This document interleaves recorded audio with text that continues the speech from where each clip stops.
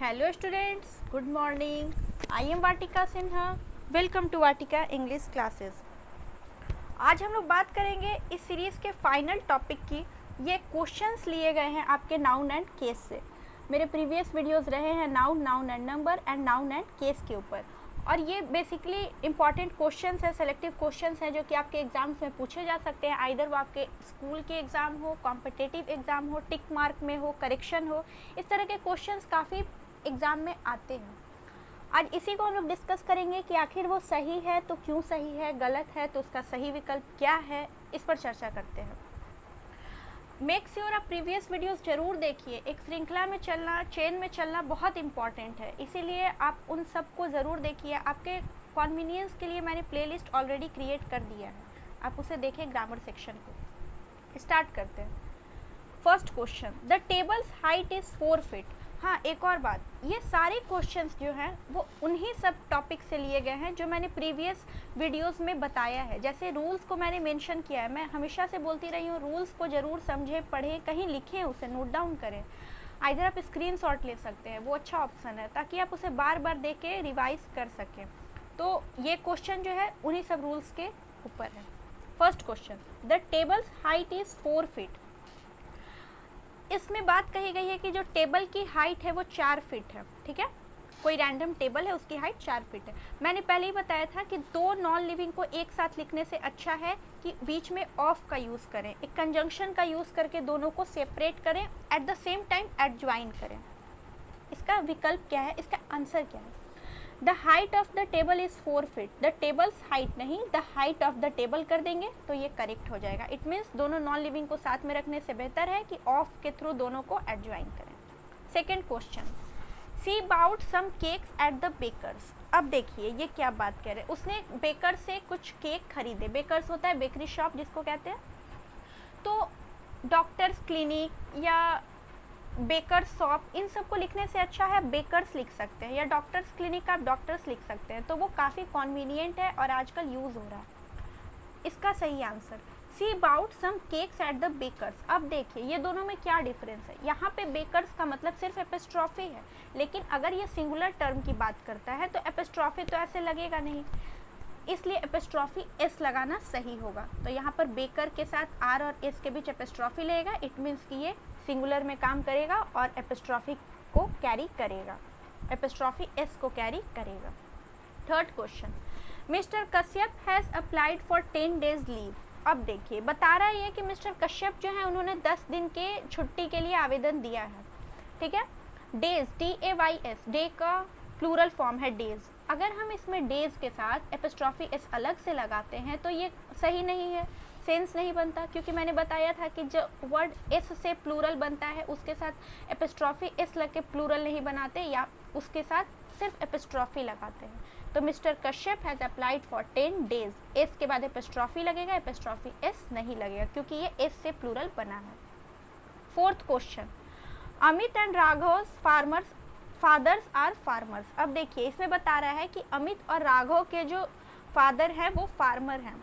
इसमें फादर, इसमें क्या बात आती है, मेरे प्रीवियस वीडियो इसी टॉपिक पर है कि अमित और राघव दो इंडिविजुअल्स हैं, दो अलग सेपरेट लड़के हैं, दोनों के फादर किसान हैं। तो दोनों के फादर अलग अलग हैं, अमित के फादर कोई और है, राघव के फादर कोई और है, दोनों एक पर्सन तो है नहीं।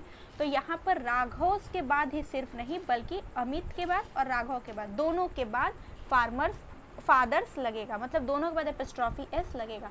अगर यहाँ पर इज होता, जैसे Amit and Raghav's father is farmer, मतलब पूरा सेंटेंस सिंगुलर हो जाता है। इसका मतलब होता है कि अमित और राघव के जो फादर हैं वो फार्मर हैं, सिंगुलर होता। बट दोनों इंडिविजुअल्स के फादर अलग अलग हैं, इसलिए ये प्लूरल कैरी करेगा और दोनों के साथ सिंगुलर एपिस्ट्रॉफी एस लगेगा। इट मीन्स कि ब्लड रिलेशन नहीं है। मैंने बताया था क्लोज रिलेशन, ब्लड रिलेशन या हस्बैंड वाइफ के रिलेशन के लिए एपिस्ट्रॉफी एस लाता है, एक में आता है। बट अगर कोई रिलेशन ना हो, कोई ज्वाइंट ना हो, तो दोनों के लिए आता है। यही फोर्थ एग्जाम्पल। इसीलिए मैं कहती हूँ सभी वीडियोस को देखें और एग्जाम्पल्स को जरूर समझें। Fifth example, fifth question, Ram's and Lakshman father was Dasharath ji. अब देखिए रामायण से लिया हुआ क्वेश्चन, राम और लक्ष्मण के जो फादर थे वो दशरथ जी थे। अगर हम दोनों के बाद लगाते हैं, राम के बाद भी लक्ष्मण के बाद भी, दोनों के बाद एपिस्ट्रॉफी एस लगाते, इट मीन्स कि दोनों के फादर अलग अलग को बताते, बट दोनों के फादर हैं तो एक दशरथ जी। तो Ram and Lakshman father was Dasharath ji, मतलब दोनों के फादर जो है वो कौन है, सेम पर्सन है, दशरथ जी हैं। इसलिए यहाँ पर सिर्फ सेकेंड पर्सन के साथ लगा है, फर्स्ट सब्जेक्ट के साथ एपिस्ट्रॉफी एस नहीं लगा है, क्योंकि ये दोनों ब्लड रिलेशन को बता रहा है। 6th question, his step son behaviour was not good. Step son सौतेला बेटा को कहते हैं। मैं इसके भी वीडियोज़ रहे हैं अपलोडेड, 2 दिन पहले जो मैंने अपलोड किया था वो इसके ऊपर किया था, step mother, step father, step daughter, step son, इन सब के लिए। तो स्टेप सन नहीं होता, स्टेप सन्स होता है। अगर हम सौतेले बेटे की बात करें, his step son behaviour was not good, उसके सौतेले बेटे का व्यवहार अच्छा नहीं था, तो स्टेप सन नहीं, स्टेप सन्स, सन्स के साथ लगेगा, रूट वर्ड के साथ लगेगा, याद रखिएगा root word. 7th question, he likes Kabir and Meera's poetry. इसका सही आंसर होगा he likes Kabir and Meera's poetry. इसको इसलिए बताया गया क्योंकि कबीर की पोएट्री अलग है, मीरा की पोएट्री अलग है, दोनों की पोएट्री एक नहीं है, 2 अलग इंसान हैं, इसीलिए कबीर के बाद भी एपिस्ट्रॉफी एस और मीरा के बाद भी एपिस्ट्रॉफी एस लगा। 8th question, one of the world greatest problems is terrorism. आजकल जो विश्व का सबसे खतरनाक प्रॉब्लम है, हमेशा से रहा है, वो टेररिज्म रहा है, आतंकवाद रहा है।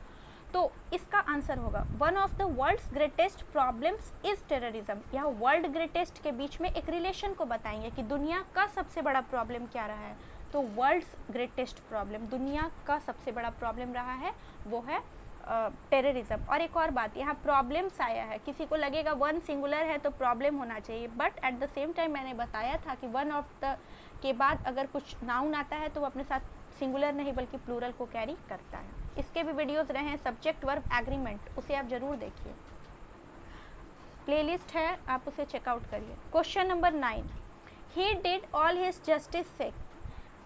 जस्टिस सेक का मतलब होता है न्याय के लिए, उसने सब कुछ अपने न्याय के मुताबिक किया, सब कुछ सही किया, कानून के हिसाब से किया।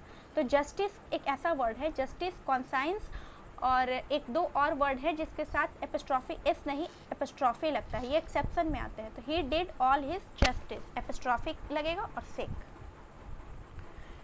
10th question, he is waiting for the train arrival. वो ट्रेन के आने का इंतजार कर रहा है।